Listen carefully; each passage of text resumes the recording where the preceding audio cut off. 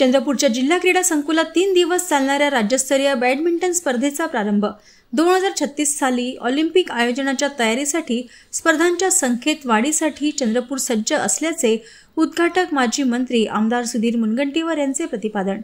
चंद्रपूरच्या जिल्हा क्रीडा संकुलात 3 दिवस चालणाऱ्या राज्यस्तरीय बॅडमिंटन स्पर्धेचा थाटात प्रारंभ झाला। माजी मंत्री आमदार सुधीर मुनगंटीवार यांच्या हस्ते स्पर्धेचा प्रारंभ करण्यात आला। आमदार मुनगंटीवार यांनी स्वतः खेळून आनंद घेतला।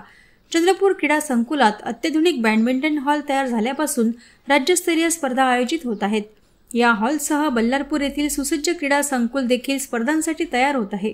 याशिवाय माडा प्रकल्पात 16 एकर जागेवर 160 कोटी रुपये खर्चून अत्याधुनिक क्रीडा संकुल उभारले जात असून चंद्रपूरकर खेळाडूंना राज्य देश स्तरावर नैपुण्य दाखवण्याची संधी उपलब्ध होणार असल्याची माहिती स्पर्धा उद्घाटन प्रसंगी आमदार मुनगंटीवार यांनी व्यक्त केली। मुंबई आणि पुण्याच्या बरोबरीने चंद्रपूरमध्ये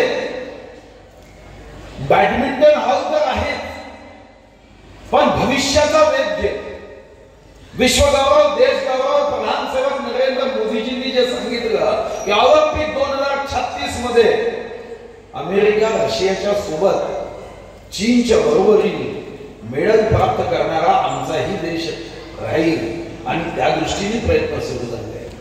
मैं रहूं या ना रहूं, भारत ये रहना चाहिए या भावनेने 2036 मध्ये आमचाही एक संकल्प की आमचा जिल्हाही पुढे मागे लागणार आणि त्या दृष्टीने बॅडमिंटन हा हॉल एअर कंडिशन तर तयार झालाच आहे।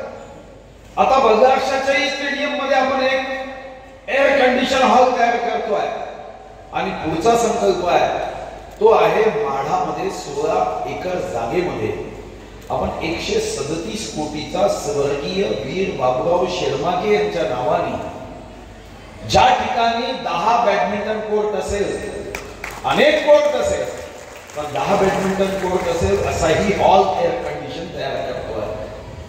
आणि म्हणून सिद्धार्थजी तुम्ही असं सहज म्हणाला की वेस्टर्न झोनची स्पर्धा इथं घ्यावी, आम्ही नुसतं घ्यावी या शब्दावर जोर देत नाही, घ्यावीच, कारण चंद्रपूरचा सहज जोडतो आणि इथं तुम्ही स्पर्धा आयोजित करण्याची तयारी करा।